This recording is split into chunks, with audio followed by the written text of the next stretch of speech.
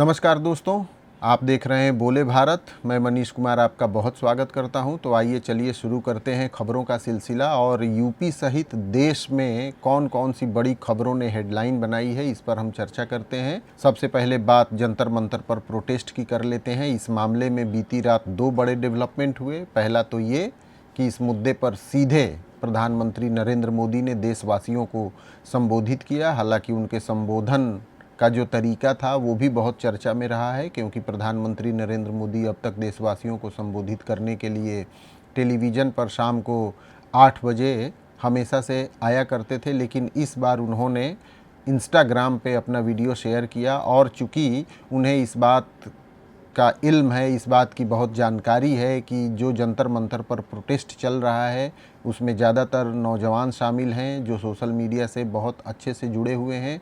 TV के बजाय social media और मोबाइल के ज़रिए वो सब कुछ जान पाते हैं। ऐसे में उसी का सहारा प्रधानमंत्री नरेंद्र मोदी ने लिया और उन्होंने इंस्टाग्राम पर वीडियो पोस्ट करके ये बताने की कोशिश की, बच्चों को ये संबोधित करते हुए कहा कि नीट परीक्षा या किसी भी परीक्षा के पेपर लीक के मामले को सरकार ने कितनी गंभीरता से लिया है। इस पर पहले भी कार्रवाई हुई है और आगे इस पर और तेज़ी से कार्रवाई होगी, कड़े कानून भी बनाए जाएंगे। उन्होंने फास्ट ट्रैक कोर्ट बनाने का ऐलान पहले ही किया था।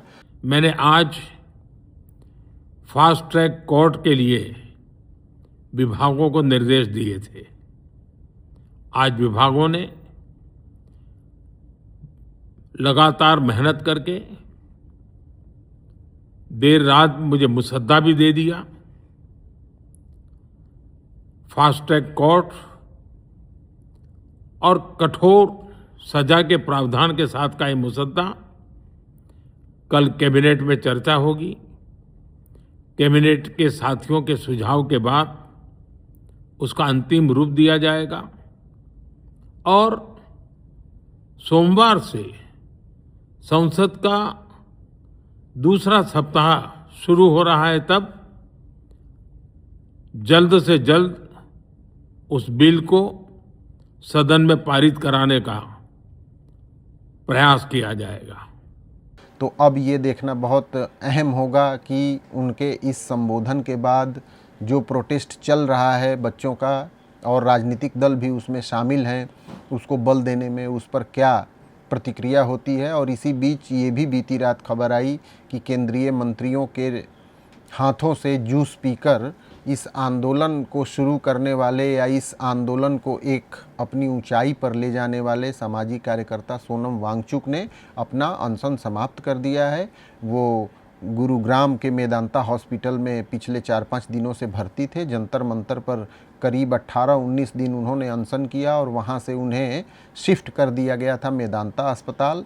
वहाँ पर उन्होंने जेपी नड्डा के हाथों जूस पीकर अपना अनशन तोड़ दिया है। लेकिन इस मामले में अभी मामला सब कुछ शांत नहीं हो गया है, क्योंकि कॉकरोच जनता पार्टी ने इस बात का ऐलान किया है। अभिजीत दीपके ने ये बयान जारी करके कहा है कि जब तक धर्मेंद्र प्रधान भारत सरकार में शिक्षा मंत्री उनका इस्तीफा नहीं होता है तब तक इस आंदोलन को ख़त्म नहीं किया जाएगा।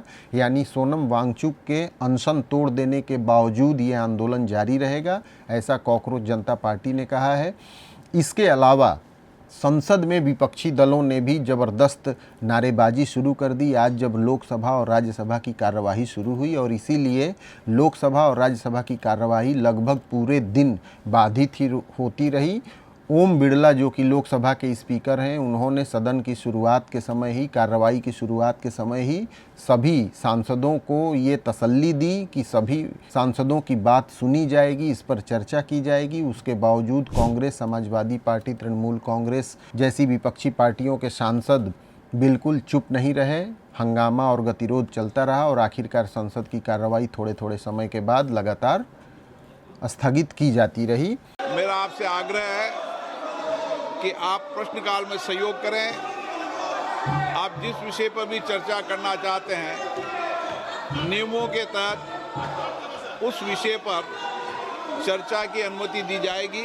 ये मैंने कल भी कहा था, पुनः आप लोगों से आग्रह करता हूँ। मेरा आप लोगों से आग्रह है कि सदन को चलाने में सहयोग करें, सदन में गतिरोध पैदा न करें, सदन संवाद, चर्चा सहमति असहमति चिंताओं और मुद्दों को उठाने वाला सदन होता है। मेरा आपसे आग्रह है कि आप सहयोग करेंगे।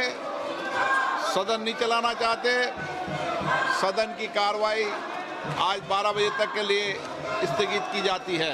तो ओम बिरला की अपील का भी कोई असर नहीं हुआ। इस बीच में कांग्रेस पार्टी और विपक्ष के तमाम नेताओं ने भी ये साफ कर दिया है कि जब तक शिक्षा मंत्री धर्मेंद्र प्रधान इस्तीफा नहीं दे देते तब तक इस मामले पर कोई बातचीत नहीं होगी। धर्मेंद्र प्रधान के इस्तीफे के बाद ही संसद हो या कोई इंडिपेंडेंट जगह हो या जंतर मंतर हो, इस मुद्दे पर कोई बात की जा सकती है। तो यानी अभी मोदी सरकार की मुश्किलें कम नहीं हुई हैं। शिक्षा मंत्री धर्मेंद्र प्रधान के नाते जो घेरेबंदी चल रही है वो लगातार अभी जारी है। इसी बीच में कल यानी कि गुरुवार को कॉकरोच जनता पार्टी ने आज शुक्रवार को पूरे देश भर में प्रोटेस्ट करने का ऐलान किया था, जिसका अलग अलग शहरों में असर भी देखने को मिला। लखनऊ में भी प्रोटेस्ट का असर देखने को मिला।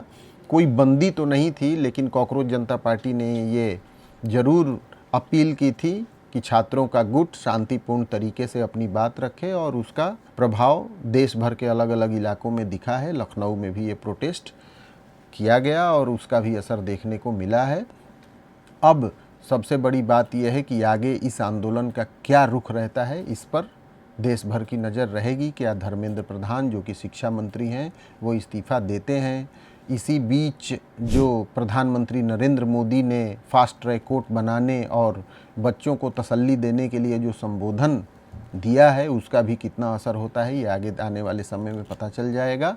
अब चलिए बढ़ते हैं दूसरी खबरों की ओर। चूँकि यूपी की राजनीति में कोई बहुत बड़ा एक्टिविज़म या कोई सक्रियता बहुत नहीं दिख रही है, सभी विपक्षी पार्टियों का रुख दिल्ली की तरफ ही है, इसलिए आगे आने वाले घटनाक्रमों के बारे में और जानकारी लेंगे। लेकिन इस बीच मौसम की बात कर लेते हैं, क्योंकि मॉनसून का बहुत अच्छा रुख तो अभी तक प्रदेश में नहीं दिखा है, लेकिन मौसम विभाग ने आज के लिए जो अनुमान जारी किया है उसके मुताबिक सेंट्रल यूपी यानी लखनऊ और उसके आसपास के ज़िलों में लखनऊ सहित बारिश की संभावना मौसम विभाग ने जताई है।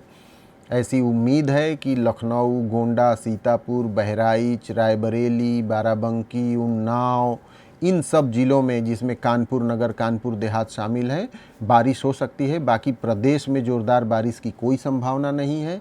अगले कुछ दिनों के लिए यानी करीब 2 दिनों तक मानसून का जो रुख है वो थोड़ा नर्म ही रहने वाला है, लेकिन 28 और 29 जुलाई को प्रदेश में अच्छी बारिश मिल सकती है, ऐसा मौसम विभाग ने अनुमान लगाया है। इसी बीच ये भी खबरें आने लगी हैं कि उत्तराखंड और नेपाल में बहुत बारिश होने के कारण नदियों का जलस्तर, जो उत्तर प्रदेश से होकर नदियां बहती हैं, उनका जलस्तर बहुत तेज़ी से बढ़ने लगा है। बाराबंकी और बहराइच की ओर से और अयोध्या होते हुए बहने वाली घाघरा और सरजू नदी, दोनों नदियों का नाम अलग अलग है लेकिन नदी एक ही है। घाघरा का जलस्तर भी बाराबंकी में बहुत बढ़ गया है। एल्गिन ब्रिज पे घाघरा का जलस्तर खतरे के निशान के आसपास पहुंच गया है। इस बात की आशंका बढ़ गई है कि कई गांवों में पानी घुस सकता है। तो अब किसानों के ऊपर भी एक तरीके से नदियों के जलस्तर के बढ़ने से दोहरी मार की आशंका बढ़ गई है, क्योंकि बारिश की कमी से पहले ही धान की खेती प्रभावित हो रही थी और अब बाढ़ ने उनकी चिंता बढ़ा दी है। तो फिलहाल बारिश तो बहुत अच्छी नहीं हो रही है, लेकिन नदियों के जलस्तर के बढ़ने से तराई के ज़िलों में कुछ चिंता ज़रूर बढ़ गई है। यूपी और देश भर की सुर्खियों वाले इस स्पेशल बुलेटिन में आप मेरे साथ बने रहे, इसके लिए आपका बहुत धन्यवाद। कल हम फिर हाजिर होंगे नई खबरों के साथ। तब तक मुझ मनीष कुमार को दीजिए इजाज़त। धन्यवाद, नमस्कार।